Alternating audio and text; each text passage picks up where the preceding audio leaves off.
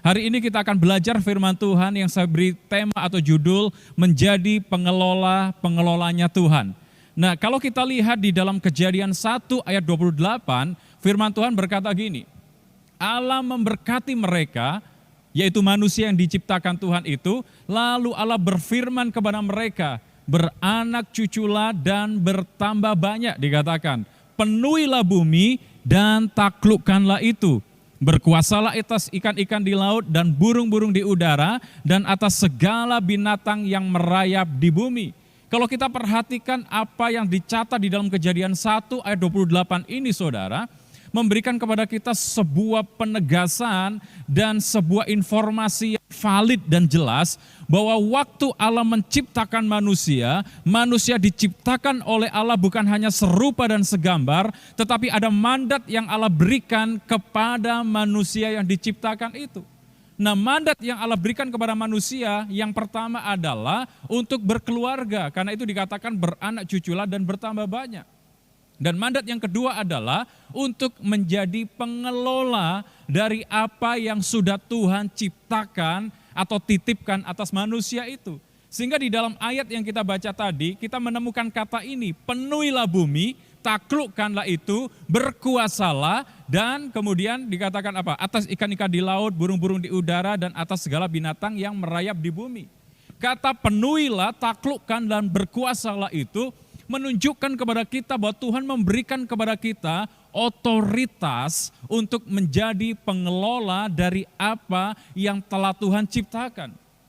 Nah, di sini membuat kita menjadi sadar bahwa ternyata segala sesuatu yang kita lihat, bahkan segala sesuatu yang ada di dalam hidup kita, semuanya adalah miliknya Tuhan. Bukan kita yang jadi pemilik, tetapi Tuhan yang jadi pemilik, yang dipercayakan kepada setiap saudara dan saya untuk kita kelola dengan baik. Makanya Tuhan memberikan kepada kita otoritas untuk menjadi pengelola-pengelola dari apa yang Tuhan titipkan di dalam kehidupan kita itu. Dan kita tidak boleh lupa akan hal ini. Lalu kalau kita lihat di dalam Roma pasal yang ke-11 ayat 36, firman Tuhan berkata gini, sebab segala sesuatu adalah dari Dia, oleh Dia, dan kepada Dia. Bagi Dialah kemuliaan sampai selama-lamanya, dikatakan. Segala sesuatu itu dari Dia asalnya, oleh Dia dan kepada Dia, dikatakan bagi Dia kemuliaan sampai selama-lamanya. Saya kira ayat ini sangat jelas memberikan kepada kita sebuah penegasan bahwa ternyata semua hal yang ada dalam hidup kita, semua hal yang ada di dalam dunia, semua hal yang kita lihat, bahkan yang kita nikmati hari-hari ini, itu dari Dia asalnya. Dan Tuhanlah sang pemilik. Makanya saya ingin katakan kepada setiap kita hari ini, kita harus mengerti bahwa Tuhanlah sang pemilik dari segala sesuatu. Kita hanyalah pengelola. Saya ulang hal ini. Tuhanlah pemilik dari segala sesuatu dan kita hanyalah pengelolanya Tuhan. Tapi kita kadang cenderung merasa sebagai penguasa. Kita kehilangan kesadaran akan hal ini sehingga kita menganggap bahwa semua yang ada pada kita itu milik saya. Karena itu milik saya tidak boleh melepaskannya. Banyak orang tidak sadar bahwa apa yang ada dalam hidupnya itu punyanya Tuhan, miliknya Tuhan, yang dipercayakan bagi setiap kita. Entah itu harta, entah itu suami, entah itu istri, anak, atau siapapun juga yang kita miliki, yang membuat hidup kita menjadi berwarna itu adalah milik Tuhan yang dititipkan kepada setiap saudara dan saya. Kita tidak boleh lupa akan hal ini. Makanya Ayub selalu sadar, sehingga ketika Tuhan izinkan Ayub mengalami berbagai macam masalah yang bertubi-tubi terjadi di dalam kehidupannya, dari anak-anaknya mati, semua harta yang dia miliki habis Bapak Ibu. Kalau kita lihat pernyataan yang luar biasa dari Ayub di dalam Ayub 1 ayat 21 dikatakan gini, katanya, dengan telanjang aku keluar dari kandungan ibuku. dengan telanjang juga aku akan kembali ke dalamnya. Tuhan yang memberi, Tuhan yang mengambil, terpujilah nama Tuhan. Ayub sebagai orang yang takut akan Tuhan, sebagai orang yang saleh, menjauhi kejahatan, dan tidak ada orang sesaleh Ayub pada zaman itu. Diberkati secara luar biasa, memiliki keluarga yang diberkati oleh Tuhan. Tapi dalam sekejap semua apa yang ada dalam hidupnya, habis Tuhan izinkan itu. Tapi di atas segalanya, pernyataan Ayub ini perlu kita renungkan bersama. Dia tidak menyalahkan Tuhan, dia tidak kecewa kepada Tuhan, dia tidak merasa bahwa dia memiliki segalanya, tetapi dia berkata apa? Tuhan yang memberi, Tuhan yang mengambil, terpujilah nama Tuhan. Hari ini saya tidak tahu keberadaan saudara. Mungkin ada di antara saudara yang merasa sesuatu hilang dari hidup saudara. Ada sesuatu yang diambil dari hidup saudara. Ada sesuatu yang meninggalkan hidup saudara. Tapi hari ini saya mau beritahu saudara melalui firman Tuhan yang kita dengar ini. Kita harus sadar bahwa semua apa yang ada dalam hidup kita bukan milik kita, tetapi kepunyaan Tuhan. Kalau Tuhan ambil itu lagi, kalau Tuhan tarik itu lagi, itu haknya Tuhan. Kita tidak bisa komplain kepada Tuhan, kita tidak bisa menyalahkan Tuhan, dan kita tidak boleh menyalahkan siapapun juga. Kesadaran bahwa kita hanyalah pengelola, itu menjadi penting hari-hari ini ada di dalam hidup kita. Sebab kesadaran bahwa kita hanyalah pengelola itu akan membuat kita yang pertama menjadi orang-orang yang bertanggung jawab dari apa yang telah Tuhan titipkan di dalam hidup kita. Orang yang sadar bahwa dia adalah pengelola, bukan pemilik, dia akan bertanggung jawab penuh dari apa yang telah Tuhan percayakan di dalam kehidupannya.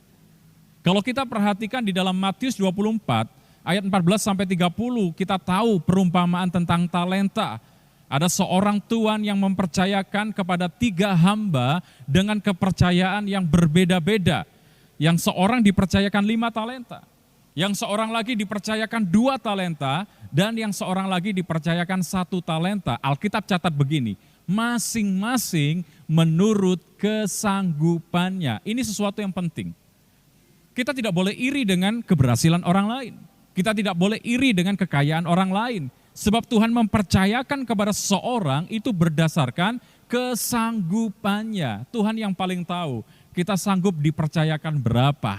Tuhan yang paling mengerti kita punya kapasitas itu seperti apa. Sehingga Tuhan akan mempercayakan sesuai dengan kapasitas kita. Tapi yang terpenting adalah begini. Dalam perumpamaan tentang talenta itu, ketika selesai mempercayakan kepada 3 hamba yang berbeda menerima kepercayaan itu, maka dikatakan apa? Di ayat 19 dari Matius pasal yang ke-25 dikatakan gini, lama sesudah itu pulanglah tuan hamba-hamba itu. Dikatakan lama setelah tuannya itu mempercayakan kepada hamba-hamba tadi, maka tuannya itu pulang, lalu mengadakan perhitungan dengan mereka. Apa yang kita bisa pelajari dari hal ini? Ternyata begini, bukan soal sedikit atau banyak sesuatu yang Tuhan titipkan dan percayakan dalam hidup kita. Tetapi soal bagaimana saudara dan saya bertanggung jawab penuh terhadap kepercayaan dari Tuhan itu. Sebab pada akhirnya begini saudara, Sang Tuan, yaitu Tuhan sendiri yang telah mempercayakan kepada kita sebuah kepercayaan-kepercayaan itu, sebuah titipan-titipan itu, akhirnya akan meminta pertanggungjawaban dalam hidup kita. Ini yang harus saudara mengerti. Tuhan akan meminta pertanggungjawaban dari apa yang telah Dia titipkan di dalam kehidupan kita. Masalahnya adalah, sudahkah kita menjadi orang-orang yang bertanggung jawab? Kalau kita tidak sadar bahwa kita hanyalah pengelola, sulit untuk kita bertanggung jawab. Tapi hari ini melalui firman Tuhan ingatkan kita semua bahwa ternyata Tuhanlah sang pemilik dan kitalah pengelola. Maka sebagai pengelola yang baik, kita harus bertanggung jawab. Bagaimana cara kita bertanggung jawab? Kita harus mengolah segala sesuatu dengan penuh tanggung jawab yang ada di dalam kehidupan kita. Raga yang Tuhan telah berikan, kita olah. Makanya ada istilah olahraga. Rasio atau kepandaian atau hikmat yang telah Tuhan berikan, kita harus olah itu. Makanya ada istilah olah rasio. Rasio kita harus kita olah. Bukan hanya kita kasih makan perut kita dengan kenyang, tetapi pikiran kita harus kita kenyangkan dengan pengetahuan-pengetahuan yang lebih lagi. Menambah wawasan, menambah pengetahuan secara umum. Itu artinya kita sedang mengolah rasio kita. Lalu rasa kita harus kita olah, roh kita harus kita olah. Ini adalah bentuk tanggung jawab kita sebagai orang-orang yang telah dipercayakan oleh Tuhan sesuatu di dalam kehidupan kita. Jadi yang pertama, kesadaran bahwa kita adalah pengelola membuat kita menjadi orang yang bertanggung jawab dari apa yang telah Tuhan titipkan itu. Yang kedua, kesadaran akan sebuah konsep bahwa kita adalah pengelola membuat kita tidak gampang kecewa dengan Tuhan. Nah, hari-hari ini mungkin ada di antara saudara yang kecewa. Kecewa karena kehilangan pekerjaan, kecewa karena ada anggota keluarganya yang positif COVID-19. Ada anggota keluarganya yang memiliki penghasilan merosot tidak seperti biasanya. Semua jadwal di-cancel. Semua acara-acara yang sudah tersusun rapi beberapa tahun yang lalu berantakan semuanya. Ada sakit, penyakit, kehilangan sesuatu. Dan ini membuat banyak orang menjadi kecewa karena dia menganggap bahwa apa yang ada dalam hidupnya itu miliknya dia. Makanya hari ini marilah kita sadar saudara, bahwa kita hanyalah pengelola bukan pemilik. Tuhanlah sang pemilik. Kalau kita sadar akan hal ini, saya percaya kita nggak gampang kecewa. Sekalipun mungkin ada sesuatu yang hilang dari hidup kita nggak gampang kecewa. Sekalipun mungkin ada sakit penyakit yang Tuhan izinkan, kita nggak gampang kecewa. Sekalipun mungkin penghasilan kita merosot, ada yang kena COVID-19, kita tidak akan gampang kecewa dan menyalahkan Tuhan. Satu kali ada seorang yang kehilangan pekerjaan, lalu kemudian suntuk di rumah karena tidak kunjung dia mendapatkan pekerjaan baru. Lalu kemudian bapak yang kehilangan pekerjaan ini menyusuri satu kota di daerah di mana dia tinggal, berjalan tanpa arah yang jelas. Lalu tiba-tiba tanpa dia sadari kakinya terantuk dengan koin. Lalu dia lihat koin itu sudah nampak koin yang lama saudara. Lama ada di daerah situ dan tidak ada satu orang yang menemukan. Dan dia lihat ya hanya hanya sekeping koin, mungkin tidak ada nilainya. Tapi dia mulai ambil koin yang penyok itu yang membuat kakinya terantuk dan dia lihat, dia perhatikan, sepertinya ini barang antik, koin dari zaman dahulu. Lalu kemudian dia simpan dan dia bersihkan dengan tisu yang ada di sakunya. Lalu di ujung dari jalan itu dia melihat ada satu kios yang merupakan pemilik dari orang yang suka mengoleksi barang-barang antik, seorang kolektor. Lalu dia mencoba peruntungan untuk membawa koin itu, siapa tahu bisa dihargai. Sesampainya di sana, singkat cerita ditawar koin itu 200.000 rupiah. Dan dengan sukacita dia tukarkan koin itu dengan 200.000 rupiah. Kali ini dengan sukacita dia kembali pulang ke rumahnya. Menyusuri jalan-jalan sepanjang daerah yang dilalui, lalu tiba-tiba dia melihat ada satu tulisan besar sale, obral, bukan baju saudara, bukan makanan tetapi kayu dengan kualitas yang bagus. Pas harganya 200.000. Lalu dia beli kayu itu, dia pikir di rumah saya, istri saya menempatkan baju sembarangan karena tidak punya lemari. Mungkin dengan beli kayu ini saya bisa membuat lemari ala kadarnya. Lalu singkat cerita ketika bapak ini mendekati toko tersebut dan pas uangnya 200.000, dia beli kayu itu. Kali ini dia dengan sukacita memikul kayu pulang menuju ke rumahnya. Dan dia menyusuri sebuah daerah di mana di situ banyak pengrajin kayu dan pembuat mebel saudara. Dan ketika salah satu pemilik mebel melihat ada satu bapak yang membawa kayu tadi, maka dia berhentikan bapak itu dan dia nego untuk membeli kayu bapak itu karena dia tahu kayu tersebut kualitasnya baik. Tapi bapak itu keberatan, saya tidak jual kayu ini karena saya membutuhkan untuk membuat lemari di rumah saya. Lalu pemilik mebel berkata gini, bagaimana kalau saya saya tukar kayu Bapak dengan lemari yang sudah jadi ini. Tanpa berpikir panjang, Bapak ini mengiyakan, oke saya setuju, tapi saya pinjam gerobak Anda untuk membawa lemari ini. Singkat cerita dengan sukacita saudara, dia pulang membawa lemari. Dia jalan menyusuri perumahan dan di situ ada satu keluarga yang baru pindah. Ketika seorang ibu yang membuka pintu mau membersihkan rumah di mana rumah yang baru dia tempati itu, dia melihat ada satu bapak yang sedang membawa gerobak. Di dalam gerobak itu ada lemari. Lalu dia berhentikan, Pak, saya mau beli lemari Bapak. Saya kebetulan baru pindah dan saya sangat membutuhkan lemari. Tapi bapak itu berkata, maaf Bu, saya nggak jual lemari ini karena saya juga membutuhkan di rumah. Bagaimana Pak kalau saya beli lemari Bapak itu seharga 1.500.000? Bapak ini mulai berpikir, saya waktu tadi datang ke kota, menyusuri kota ini, saya nggak bawa apa-apa. Tanpa saya sengaja, kaki saya tersandung koin penyok. Dan dari koin penyok itu saya tukar jadi 200.000. 200.000 saya belikan kayu. Kayunya tadi ditukar orang jadi lemari. Sekarang ibu mau beli lemari saya 1.500.000. Ini berkat yang luar biasa. Akhirnya dia mengiyakan. Karena saking sukacitanya, dia nggak hitung lagi 1.500.000 itu langsung dikantongin saudara. Dan dengan sukacita dia kembalikan gerobaknya, lalu kemudian dia pulang. Waktu dia ada di lorong gang menuju ke rumahnya, dia baru ingat, apa betul yang di saku saya itu 1.500.000, dia keluarkan lagi, dia hitung satu persatu. Tanpa dia sadari dari belakang ada seorang pencuri atau perampok yang ambil paksa uang 1.500.000 dari genggaman tangannya. Sontak bapak itu berteriak tolong dan istrinya dari kejauhan melihat peristiwa itu, istrinya berlari dan perampoknya itu sudah kabur. Ketika istrinya mendapati suaminya, dia bertanya, apa yang terjadi padamu? Apakah dia melukai engkau? Saya tidak apa-apa. Lalu apa tadi yang diambil daripadamu? Jawaban bapak ini berkata gini, bukan apa-apa, hanya koin penyok yang tidak ada harganya. Saudara lihat dari kisah ini, dia sadar bahwa waktu dia datang menyusuri kota itu, dia nggak bawa apa-apa. Tanpa sengaja kakinya terantuk koin penyok dan dia tukar itu menjadi 200.000. Dari 200.000 dia belikan kayu dengan kualitas yang bagus, lalu kayu itu ditukar dengan lemari, lemarinya dibeli orang 1.500.000.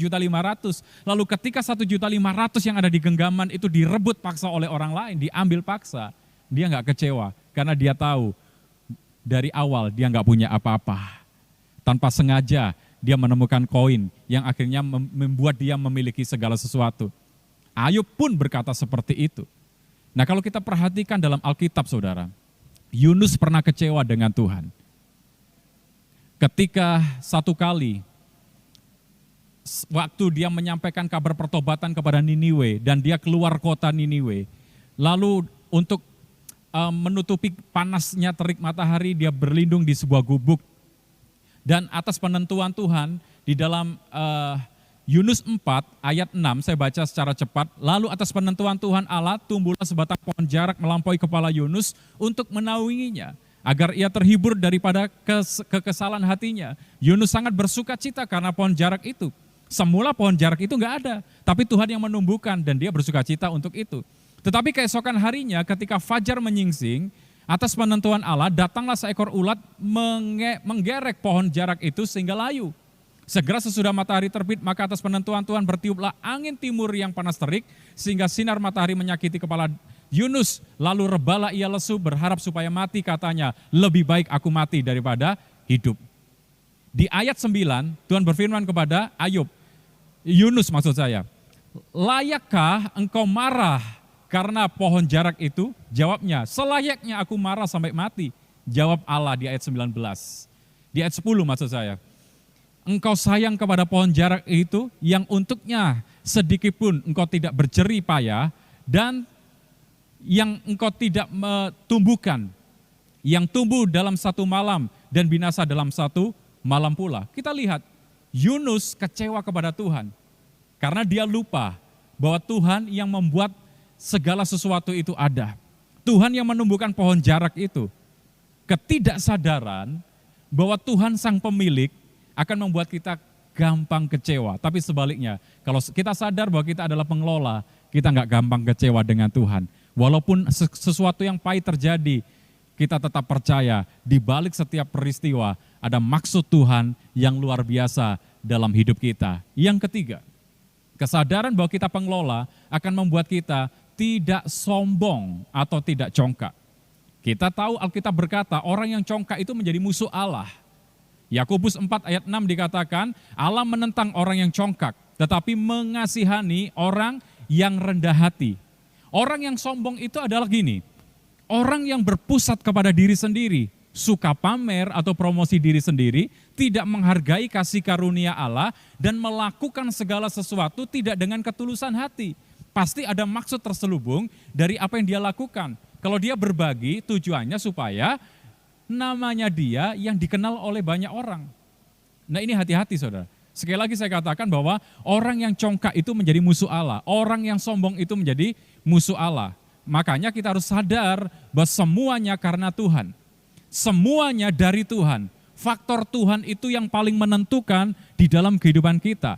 Kalau bukan karena Tuhan, kita nggak bisa apa-apa. Kalau bukan karena Tuhan, kita tidak berdaya. Kalau bukan karena Tuhan, kita tidak memiliki apa-apa. Tidak ada yang layak kita sombongkan di hadapan Tuhan. Karena itu hari ini, marilah kita sadar bahwa kita hanyalah pengelola. Kalau kita sadar kita hanyalah pengelola, maka kita tidak akan menyombongkan diri dengan apa yang ada pada kita. Karena kita tahu semua apa yang ada dalam hidup kita, itu Tuhan yang punya. Satu kali kalau Tuhan ambil, yaitu haknya Tuhan. Yang terakhir, yang keempat, kesadaran bahwa kita adalah pengelola membuat kita suka memberi dan tidak tamak. Ada seorang imigran dari Italia yang merintis sebuah usaha di New York, Amerika Serikat, sebuah minuman jus orange dengan merek Tropicana. Namanya adalah Anthony Talamorossi. Anthony Talamorossi ini sadar bahwa semula dia hanyalah seorang imigran yang tidak punya apa-apa. Tapi oleh karena hikmat Tuhan dia merintis sebuah usaha dan usahanya maju. Dia berkomitmen saudara, tidak hanya memberikan 10% dari penghasilannya atau persepuluhan, tetapi dia memberikan lebih dari 50%, bahkan dia turut serta untuk menyumbangkan atau mendonasikan uangnya kepada lembaga-lembaga tertentu. Kita lihat di sini, kenapa Anthony Talamorossi begitu gampang untuk memberi dan tidak tamak? Karena dia sadar sejak semula dia nggak punya apa-apa. Yang membuat dia memiliki segala sesuatu itu karena Tuhan. Faktor Tuhan tadi yang menentukan. Karena itu Lukas 12 ayat 15 mengingatkan kita gini. Katanya lagi kepadanya, berjaga-jagalah dan waspadalah terhadap segala ketamakan, sebab walaupun seorang berlimpah-limpah hartanya, hidupnya tidak tergantung pada kekayaannya itu. Tidak ada yang perlu kita banggakan. Yang terpenting hari ini sadari bahwa kita bukan pemilik tetapi pengelola. Waktu kita sadar kita adalah pengelola, kita akan suka memberi dan kita tidak akan tamak. Sebagai satu kesimpulan dari apa yang kita dengar hari ini, Tuhan mau saudara dan saya di waktu-waktu seperti ini, kita merenung kembali dan menyadari bahwa Tuhanlah sang pemilik dan kitalah pengelola, supaya kita menjadi orang-orang yang bertanggung jawab, yang pertama. Yang kedua, kita tidak akan gampang kecewa dengan segala peristiwa yang Tuhan izinkan terjadi. Dan yang ketiga, kita tidak akan sombong. Yang keempat, kita akan menjadi orang yang murah hati, suka memberi, dan tidak tamak. Kiranya melalui renungan firman Tuhan ini akan menolong setiap kita untuk menjadi pengelola-pengelola yang baik dari apa yang Tuhan telah percayakan di dalam kehidupan kita. Sebelum kita berdoa, saya undang pemain musik bisa maju ke depan. Sekali lagi mari kita datang di hadapan Tuhan. Terima kasih Tuhan. Terima kasih untuk kebenaran firman yang menguatkan setiap kami. Yang mengajarkan bagi setiap kami Tuhan, bahwa kami bukanlah pemilik tetapi kami adalah pengelola. Biar kami menjadi pengelola-pengelola yang bertanggung jawab. Dan kami tidak akan mudah kecewa ketika Tuhan harus ambil sesuatu di dalam hidup kami. Kami akan menjadi orang-orang yang rendah hati, tidak akan sombong. Dan kami menjadi orang yang murah hati, suka memberi dan tidak tamak. Mampukan kami ya Roh Kudus untuk menyadari hal ini. Terima kasih.